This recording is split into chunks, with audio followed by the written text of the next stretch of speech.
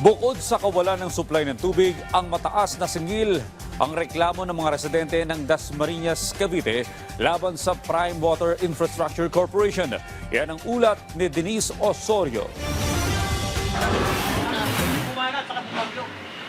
Naglabas ng sama ng loob ang mga residente ng Dasmariñas, Cavite laban sa Prime Water ng pag-aari ng pamilya Villar. Inirereklamo nila ang mataas na singil ng tubig pero hindi naman maayos ang supply. Kahit tipid na sa paggamit, umaabot pa rin sa 2,000 piso ang kanilang monthly water bill. Wala naman kami swimming pool.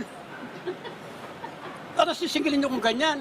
Nireklamo ko na baka may problema, pakitingnan nyo lang. Wala naman dumating. Kabago-bago rin daw ang binabayarang bill kada buwan. Bukod sa billing, problema rin ang mahinang pressure ng tubig. Kadalasan, walang tubig tuwing tanghali at weekend. Walang choice ang mga residente kundi gumising ng madaling araw para lang makapag-ipon ng tubig. Talagang ang tubig namin, talagang iniipon pa namin talaga para magkaroon na kami ng tubig sa gabi. Gikising kami ng alas 2 sa madaling araw, doon kami hahaton ng laban, ng ipon. Pinapaimbestigahan na ng pamahalaan ng Prime Water. Wala pa ring tugon ang Villar-owned Prime Water. Denise Osorio para sa Pambansang TV sa Bagong Pilipinas.